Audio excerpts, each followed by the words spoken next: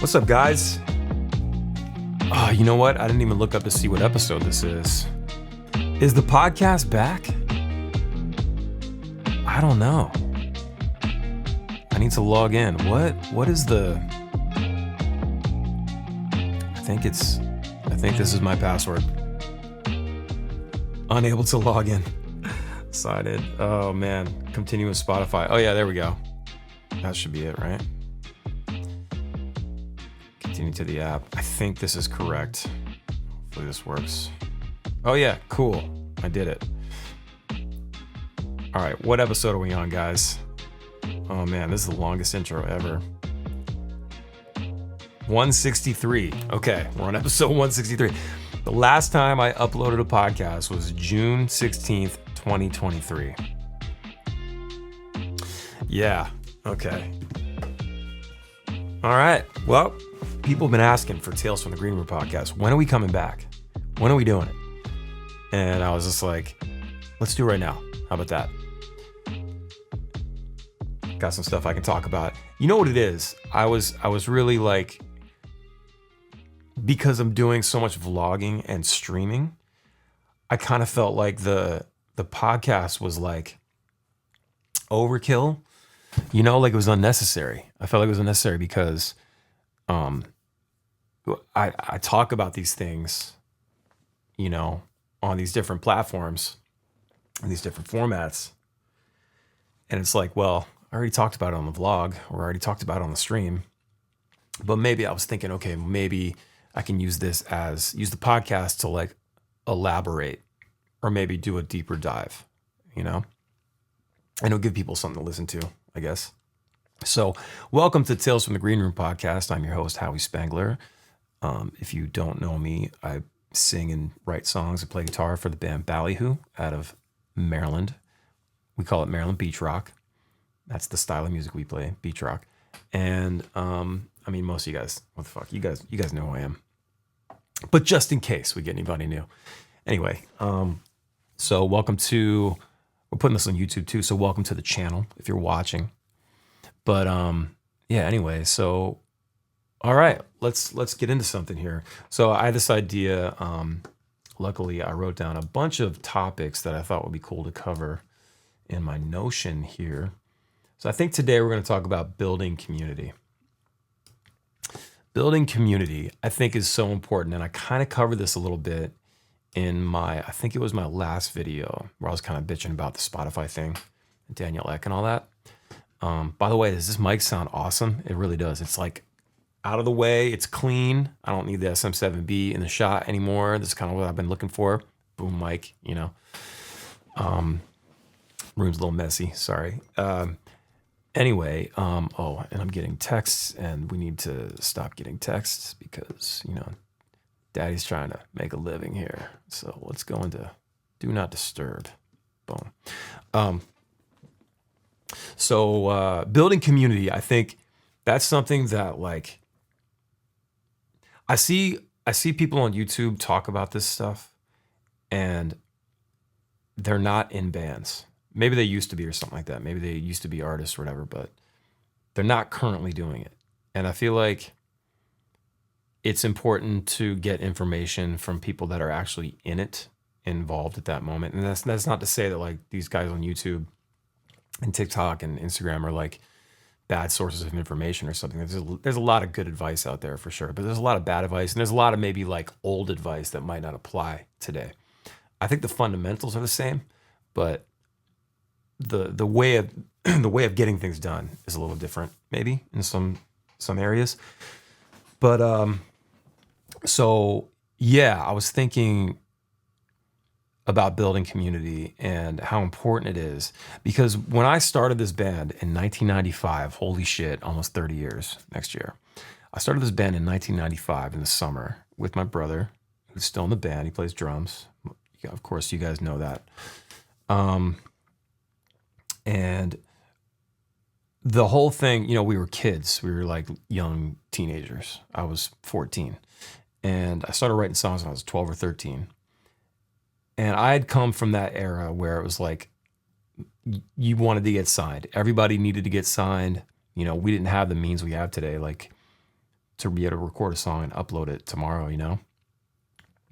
But I come from that era of, like, my first concert was Rat and Poison. And that was in 1987. I was a little kid, little ass kid. And, you know, you just Motley Crue and all that stuff, like Green Day and Nirvana in the 90s. And, you know, the major label was the thing. That was the goal. Radio was the goal. Get on the radio, get on MTV, play the VMAs, play SNL, be on the cover of Rolling Stone. Those were all the things that I wanted to do when I was a kid. And I'm going to try not to hack in your guys' ear.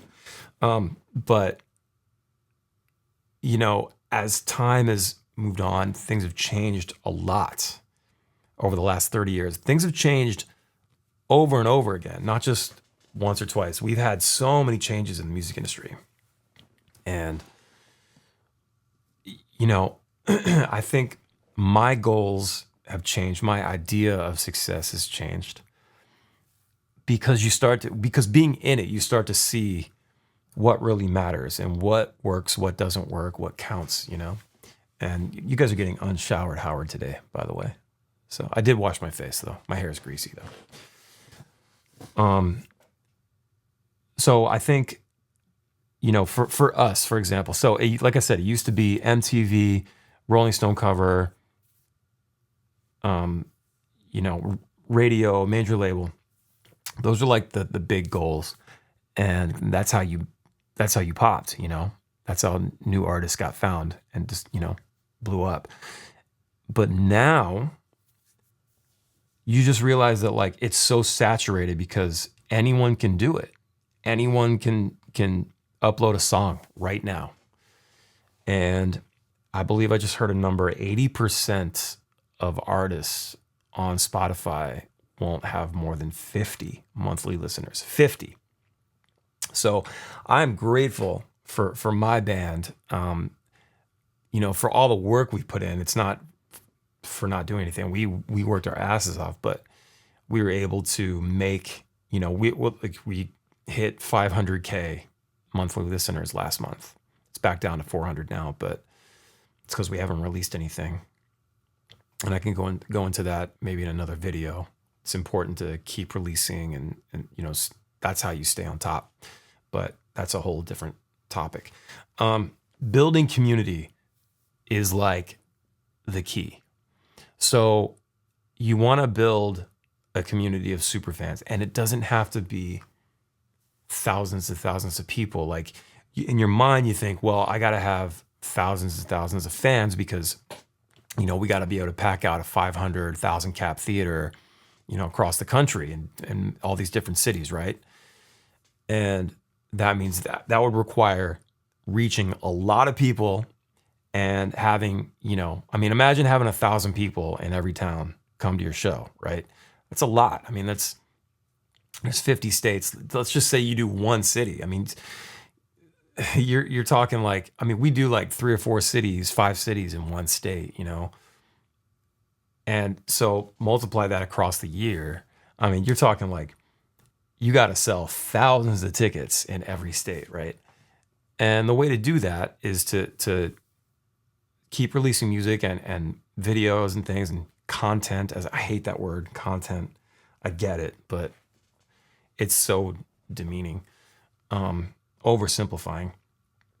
But yeah, it's important to grow as much as possible. But let's say you can't do that, right? Let's say you can't sell 1,000 tickets a night. We're not selling 1,000 tickets a night. We're not selling 500 tickets a night, you know? But we've gotten to the point now, this last 6 months has been incredible, where we were stuck at this 150 to 200 a night kind of threshold. Like, we plateaued. Like 10 years ago, we plateaued at this, like 200 a night. And we couldn't break the cycle. We couldn't break through. And yeah, you have your nights where you draw 500, 800 people in a certain city. Certain cities pop off like that, but it's not like on an average, you know? So there is that. But when you have a national average of around 200 a night, you know, it's good, but it's not where you need to be. To do the kind of show that we want to do, it's expensive. And obviously, it just gets more expensive the more you want to do. But I've always heard that 500 a night is like the number. And from what I can tell, we've now upped our game to like 300 to 400 people a night, which is incredible. That's an insane growth. And we're doing that because of the community, because we spend time on our fans, like engaging and being part of the scene, you know? There's this whole scene that's been built over the last 15 years. And you guys see there's, you know, in our community, our genre, you know, the bigger genre, call it American reggae, whatever. There's all these different flavors, but you've got, you know, at the top, like Stick Figure and like Revolution and Common Kings Kills It and Slightly Stupid, you know, Pepper, bands like that. Iration is another one. You know, so those guys kind of live at the top of it all. And then you've got these bands coming up and we're sort of below them, you know, doing the 500 cap clubs, you know, 300 to 500 cap clubs. And, you know, now we're finally starting to see a lot more sellouts. There's more people showing up around the country on average. And that's not to say, I mean, I think like 2 years ago, we played Baton Rouge, which we hadn't played there in like 10 years, I think. We played to 76 people. And we were happy with it. We were like, oh, cool, there's 76 people here. We didn't think there'd be 50. So, you know, but yeah, man, on average, like we've been really, it's gone up. And that's because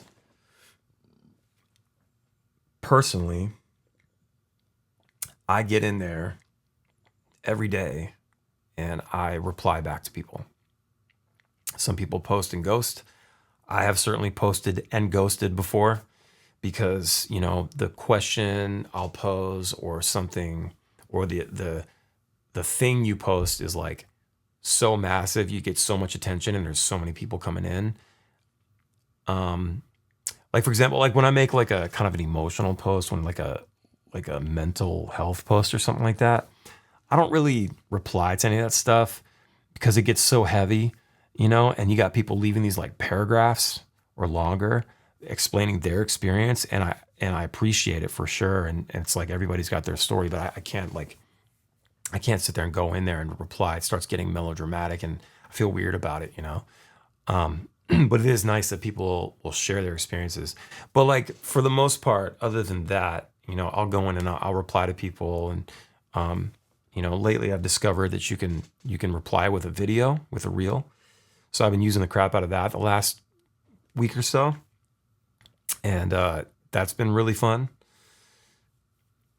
It's actually creating more engagement, you know? So that's really what it is. Like growing the community is as simple as just being there, being accessible, being involved.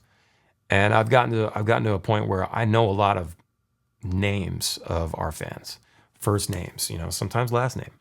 And, you know, meeting people from the live streams at the shows, like, you know, where putting a face to the screen name and then a real name.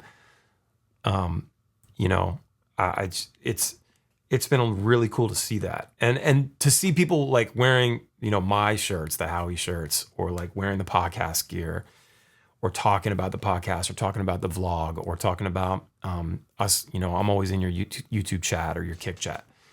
You know, that's like an awesome, I guess byproduct is the word, or maybe it's just result. I guess result is the word. That's just a great result of me putting in the work, you know? And I'm always going to like tell you guys, like for anybody that's trying to do anything like this, I'm always going to advise you guys on the things that I have done myself. I put into practice. And I can't ever tell you to do something that I've never actually tried, or I might say something like, oh, you know, I heard this is something cool. I heard this works, you know, whatever. But usually I'll just talk about the things that have worked for me, the things that I've actually done myself. And that's just more of an honest place for me. And, you know, because I'm not going to sit here and try to talk about something I don't know. But live streaming has been a huge level up for me and for the band. I feel like anything that me and the band guys do aside from the band helps the band.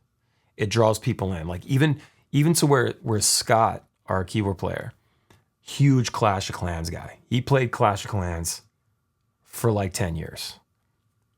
I think he still dabbles, honestly. But he played that thing for years. And he met people. And then these people would come to our shows, So it's like every little thing that you do on the side as a band member, it helps the band in some way. When I go do these acoustic sets, and I've had people say things like, is the band cool with you? Like doing these solo things and putting out solo records and playing shows. And I'm just like, no. I mean, well, yes, they're fine with it. But two, like, why do I care? Like, I'm doing my own thing. They're happy. I always tell them they should try this. Everybody should be doing something. I just love doing this stuff, and I just choose to do it. I try to create like multiple revenue streams, and I think that's how you make it as an artist or the path of a creative. You just got to create these multiple revenue streams, Like I'm not a W-2 anymore. I'm a 1099, like over and over and over,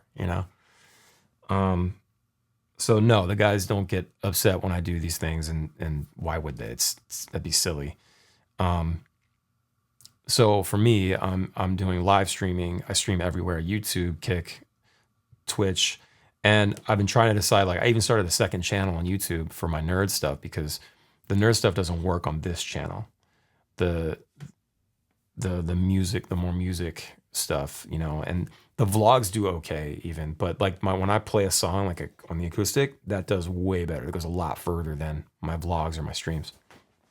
But the live streaming has been huge, and I'm able to just, like I said, meet people, and these people are coming to the shows, and like I'll pick up randos, people that are just scrolling through Kick or YouTube, and they see that I'm live, like, oh, what's this? And I guess my background is very inviting, the whole vibe here. So what I'm trying to do is push a good vibe, and we get a lot of new people that come into the streams, and eventually those people come to the shows, where they buy some merch. So that's one way to do it. I can't stress live streaming enough to be a huge part of your growth, because it works, man. Especially when it allows you to get that longer time with your fans. Even at the merch table, you're not getting as much time. Like I don't have time to sit there for 2 hours and just talk to someone.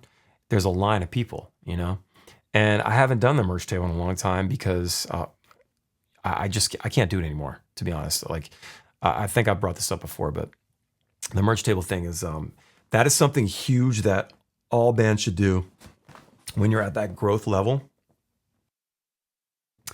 But for me, I've been doing this for so long. We've been touring for 18 years. My band is almost 30 years old. I'm in my early 40s, guys. Like I can't, it's become harder to take care of my voice. And I stopped drinking over a year ago. I'm drinking way more water than I used to. And I'm trying to hit the gym more. And I've been slacking on that lately. But so I'm trying to be a better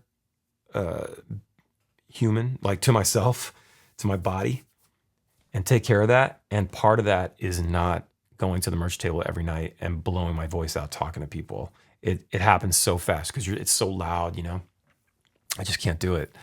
Also, I don't want to get sick. Getting sick on the road sucks. And like there's still like the COVID cases and stuff out there, and it's not really happening that often, but I just don't want to get the flu or anything, so I try to isolate. And keeping quiet and not talking and stuff before the shows has been like the best thing ever.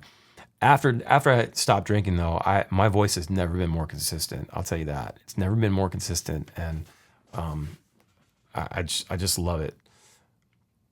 I love that I can just keep it going, So live streaming is huge. Merch table, huge. They get to see you, they get to high five you, they get to get a picture with you, That's why like we switched to the VIP stuff, like the people that really want to meet us. It's not so much about like charging you for a picture. We give you an experience, and we want to make sure you're happy with that experience. So we'll play some songs. We'll have a Q&A. We'll get pictures. We'll sign stuff. We'll get that hang for 20, 30 minutes. It depends on how many people are there. Sometimes we have 3 people. Sometimes we have 1. Sometimes we have 14 people, And those take a little longer. Those are more like 40, 45-minute sessions. But so we still do the thing where we will connect with people in person. But, and honestly, the VIP thing, I used to think it was gross, but now I understand it. And it's so huge. We appreciate anybody out there buying a VIP package because it's just money in the gas. It's gas in the tank. Nobody's making money off of that, It goes right back into the business. And you'll find that a lot of bands are trying to figure out ways to keep making money because it's hard. Okay, I'm veering off. So live streaming, merch table. What else can you do? As I mentioned earlier, being available, being accessible on the socials. That's been a huge game changer for us. I mean, even since MySpace. I was on MySpace for 8 to 10 hours a day, every single day, replying back to people and, and answering comments. And I've been doing this for so long. Oh my God, it's crazy. It's so huge. I'll see it all the time. Like, it's so cool how you guys interact with your fans. And, it's, to me, it's a no-brainer, but there are artists that don't do this, and it blows my mind. Now, some artists don't have to do any of that. Some artists just have such interesting personas and such different, cool music that people are just intrigued by that alone, and they don't necessarily need that experience. They don't need that one-on-one. They don't need to connect like that. They see this weird, but I've never been someone that has like an awkward kind of weird. I mean, I'm awkward as shit, but like a weird persona, like a Marilyn Manson or like a Rivers Cuomo. Like, people are scared of him. I remember he was on Conan. He was talking, and he has this weird reputation of like being like, people are kind of like eggshells around him and just like, oh, there's Rivers. Don't look at him in the eyes. And he's just like, I don't know why people think that. That's so weird. Maybe he's kind of an introverted dude. Maybe he's just real chill, and people mistake that for like mystique and like, oh, don't talk to that guy. It's weird, I don't have that persona. I've always been an outgoing type of personality where I'll say hi to you if you're looking at my direction and I kind of notice it, and you're being like shy or something. I'll look over and be like, hey, what's going on? Like, I've always been like that, like inviting. And trust me, man, I want to be Kurt Cobain. Over here, I want to be that Marilyn Manson, that Jim Morrison, that I wish I had that persona, man. We'd sell a lot more records, I'll tell you that. But we'd get a lot more press, I guess I should say. But I've just never been one of those like awkward, iconic characters. There's these people that are characters, and I've just never been that. So yeah, in a band like mine, we have to do that thing. We have to be involved, but I like that. Dude, I've learned so much about you guys. I've learned so much about what our listeners want, what kind of merch you guys like. I've said this before, but like, how do you know what your fans want if you don't ask them? And I ask you guys all the time. You guys like this shirt? What do you guys think of this design? Like, what color should we get this in? I'm never going to ask women about what kind of bathing suit, bikini or something ever again, because we were talking about, last year, like maybe doing like a Ballyhoo bikini. I'll never ask it that shit again. Oh my God. That was one of the worst things I've ever done in my life.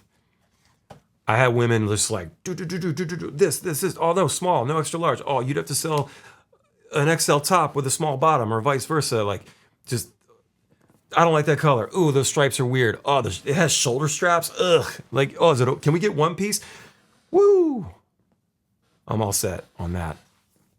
Next time we're just going to put it out and you're going to buy it or you're not going to buy it. Anyway. So I like being involved. I like doing that. I think that's huge. And that is one of the biggest ways to grow your audience and build that community. You build that trust. Now you have to have like a place for them to go. So it's either like a Facebook group, or it's a broadcast channel on Instagram, or it's a Discord, something like that. Or maybe you got a WhatsApp. Maybe you do like a cool chat thing in WhatsApp. Or what's the other one? Telegram. You know. By the way, there's a fake Telegram that totally stole my handle. I don't have a Telegram. I don't chat with anybody on Telegram, so don't be fooled by that if you guys see that. That's not me. Yeah, so you know what I'm saying? So like you create a place for those people to go, right? Once you start building it, you got to have a place for these people to go and chat about you, about the band, about themselves. I encourage people to post pics of shows they're going to other than Ballyhoo, you know? Let's see some dope merch that you picked up at the Stick Figure show. Like just stuff like that. Like, you know, people post other artists, like check this band out. I want it to be a community of people that's inviting, like anybody, you know, anyone and everyone is allowed to come hang. And it's just all love, you know? And we've cultivated some really cool groups. We have both. We've got the Discord. I've got my own Discord. There's a band Discord, and there's a Ballyhooligans group on Facebook. All these places are filled with really cool people that just love music, and so many people are meeting each other. And I think that's so cool. They're like making plans, and like I've seen people fly. I've done private parties, and someone from across the country will fly to this person's house because they met each other on my live stream, and that's incredible to me, you know? These people that like meet up at the shows and they'll pregame at a bar nearby, and then they'll come to the show and they ride the rail together, or they're just chilling somewhere in the crowd or whatever. It's just, that's what you want. That's how you create lifers, you know? And so that takes us to, you know, creating the super fans, right? So the super fans happen as a result of this, like of being involved, being accessible on the socials, replying to people, hitting people back in a DM, doing the live streams, answering the comments in the chat, you know, replying to comments on your videos, staying involved, staying accessible, creating those groups for these people to go to. Now you've got this one space or two spaces that people can go to. Because you got to remember, like, not everybody's on Facebook, so you got to have a Discord or something, you know? Like, I have a broadcast channel on Instagram, but I never really use it. I should probably use it more. So that's how you grow these people. And then what happens is you build this trust, you know? People start to see your personality. They know what to expect. They know you. You start to know them. Now, there's a lot more of them than you, so you know, I'm trying to remember people's names, and when I see them at the shows, and names go right out in one ear, out the other. I think a lot of people are like that, but me especially, I'm very bad with names. But you remember their faces and stuff, and so the goal is to like start, you know, build 20 of those, build 50, get to 100, get to 1,000 superfans. Guys, I'm telling you, man, superfans is all you need. You don't need to be this. I'm trying to connect back to what I was saying earlier about Rolling Stone, VMAs, SNL, radio, major label. You don't need any of that anymore. You're always gonna have major artists. You're gonna have your Post Malones and your Beyoncés and 21 Savage and the Kid Laroi. You're gonna have these big stars, right? But that's like the 1%. The other 99, like us, we're not going to be huge stars, but we can live off of this thing. We can live off of our art. You just have to know how to monetize it properly without sounding like, you know, a scam or like you have to sound like you're not selling to people. You know, at the end of the day, this is a business, and if you're devoting all of your time to it, like I am, I devote 100% of my time to this, you know, and that's all the different forms I mentioned earlier. But so if you're going to be devoting 100% of your time, you need to get paid for it, right? You got to make money to keep this house and keep the lights on, right? There is no way in hell that I would let my kids or my wife, you know, live without lights or live without a home. Like, I'm going to do whatever I got to do. So that means monetizing your brand. And so you have to build these people that trust you, that love you, and want to support. Man, there's so many people that want to support. It's so huge. And just like, I'm amazed all the time at how much support there is out there, in spite of all the shitty things you hear about every day on the news, you know? But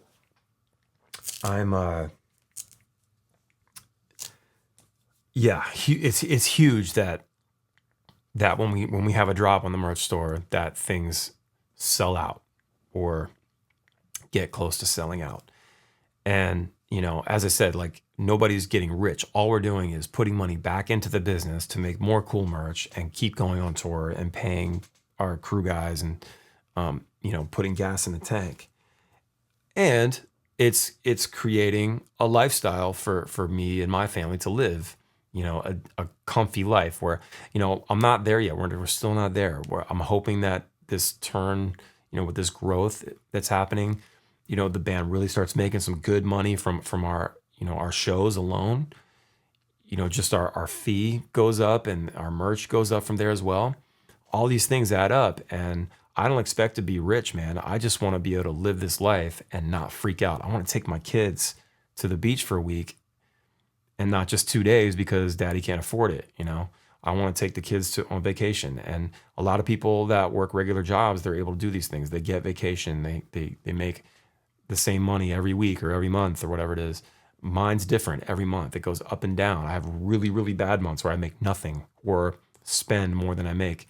Then I'll have months where I make a shit ton of money, but you got to spread that out, you know? So you got to be really good with your money when you're doing this kind of thing. And so those people, those super fans that you build that trust with, you know, they're gonna spend some money on you. And if you have enough of them, it starts to make sense. I just can't stress it enough.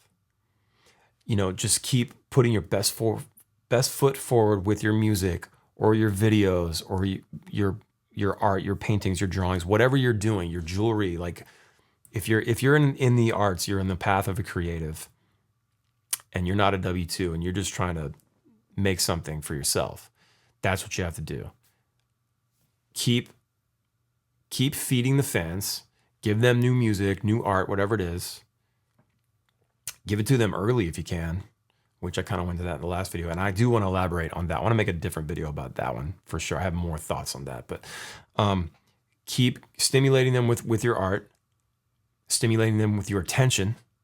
Over-deliver with the attention. Always keep to your word. And I'm very transparent. I make sure that, like, if there's a problem, if we have like a build-up, like the other day, we dropped the sunglasses last week and the new pins, and they were supposed to go live at 3 p.m. Eastern. There was a problem. People were like, "Where is it? I can't find it." I'm like, "Oh shit." So I got to go in and do damage control. And this happens from time to time. My team wasn't ready yet. So I said, "All right, guys," I talked to the team, whatever. I'll let you know as soon as this is up. And then within like 30 or 40 minutes, everything was up and live. So within the 3 o'clock hour. But it happens sometimes. And instead of not saying anything, not communicating, and having people like possibly mad at me or the band, I chose to get in there and tell you guys what's going on. All right, guys, this is what happened, you know? You have to be transparent. That's another one. So just be honest about your business and what you're there for. And whenever we drop a new pin or a shirt or anything like that, I make sure to follow it up with like, "Guys, thank you so much. This is huge. It means so much to us that you would buy this stuff from us and support us like this." That is the thing that keeps us going, you know? And any of these artists out there that, you know, aren't showing the love to the fan base. Because look, man, there's an order to all this, right? You start a band or whatever, you start playing shows, you put out music, things grow, people start coming to the shows. This thing that's supposed to happen happens, right? I play music, you come see me play music, I put out music, you listen to that music, you buy said music, whatever, right? That's sort of like the order. That's how just things happen, right? Now, of course, it doesn't happen for everybody. Sometimes your music sucks or you don't know how to connect to your crowd or whatever, but we're grateful and lucky enough to have people listening and watching all our stuff. And I just think I just think it's so important, to acknowledge that. And I saw it happen over the pandemic. And there's another thing I've talked about before, but like, as soon as it got hard, as soon as things fell apart and things weren't just fluid anymore, and like, well, we go on tour and people show up and then we just play a show and then we go party and then we go to bed and we wake up in the next town and we do it again the next day. Once that ended, I saw a lot of bands just go radio silent. A lot of bands just didn't do the work, right? All of a sudden we have to work for the attention. All of a sudden we have to make sure that people don't forget about us. And my band kept going. We made quarantine videos from our bedrooms. We uploaded the Dropbox. I pulled all the files down. I put everything into Final Cut and Pro Tools, and I made it sound and look the way it does. That took a lot of work. And back in the 2020 days, man, to get up and do anything felt like a chore. Especially when it came to, doing the live streams and making those videos, because we had to get up and go get our gear and get loaded in and check and do the thing, get set up, make sure the merch store was ready. Like, there was so much prep for that, right? We did the work. We stayed. It's like we never left. But I saw bands go radio silent. They didn't want to do the work, Now, some maybe didn't know what to do. Some didn't know how to connect because they just popped early and people were coming to their shows and they were selling out and things like that. We never had that. We weren't like a big sellout band for years, like selling out amphitheaters and big theaters and stuff. We never did that. So we've always been chomping at the bit and always working our asses off. So this was like nothing new to us, So when that shit dropped, we fucking shined. And I can say that with confidence, I'm not trying to brag or anything like that. I'm just saying that with confidence, I know that we busted our asses and we made some great content.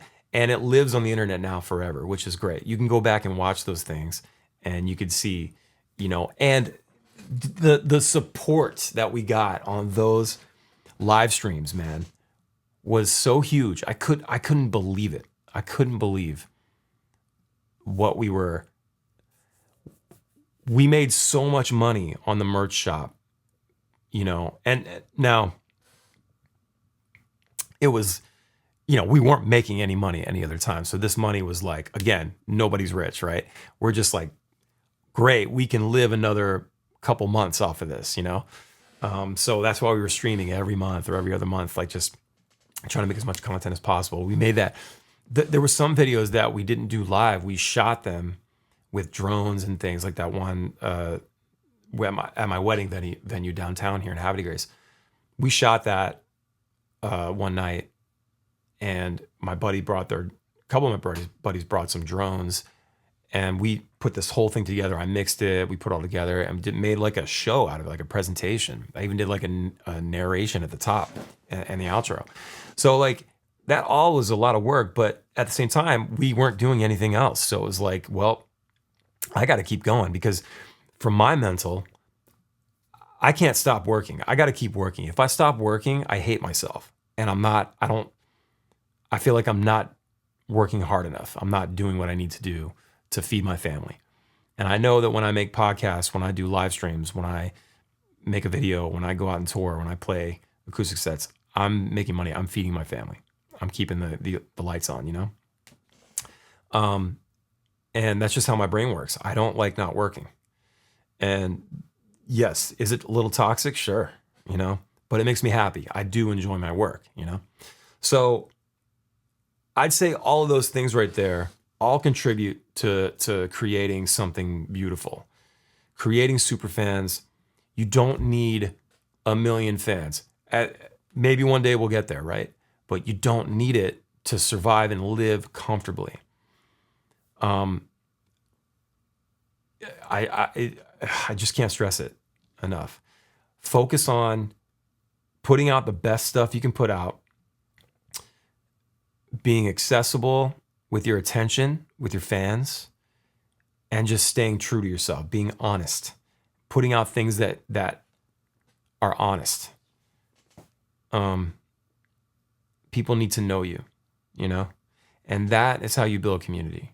That's how you build a group of lifers that are going to support just about everything you do. If you can get, let me do some quick math because I don't want to get it wrong. But let's see. Yeah, I knew I was right. I had to make sure so I don't look like an idiot. If you get 1,000 superfans, which takes years, it's not something that's going to happen.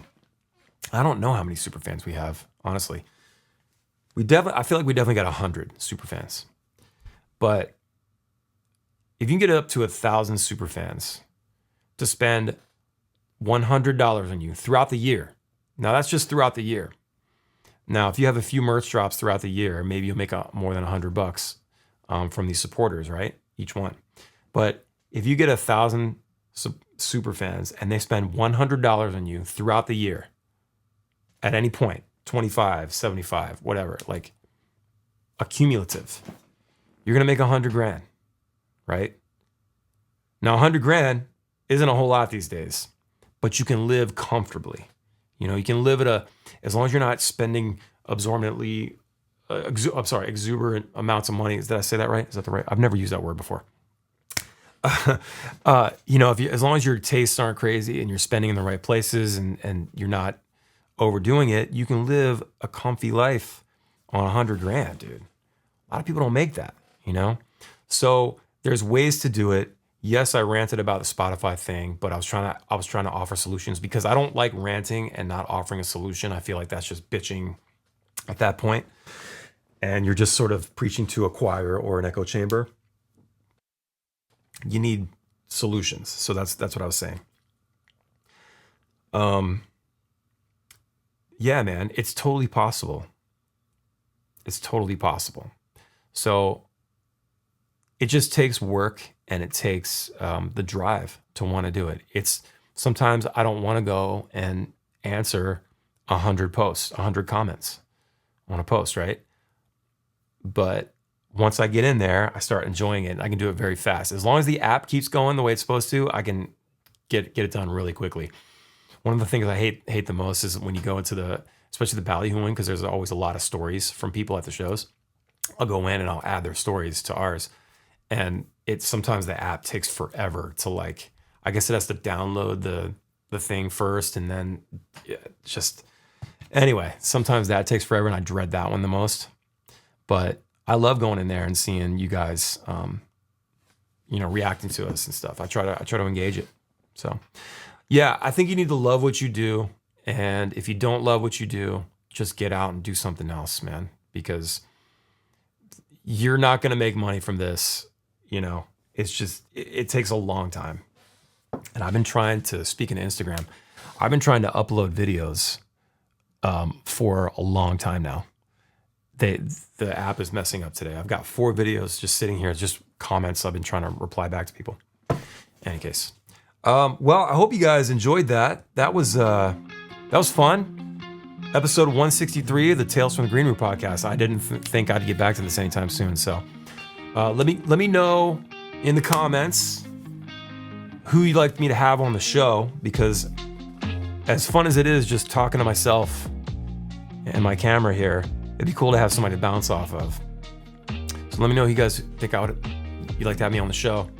And let me know if you enjoyed this. I'm going to talk more about this kind of stuff. Was this exciting? Was this engaging?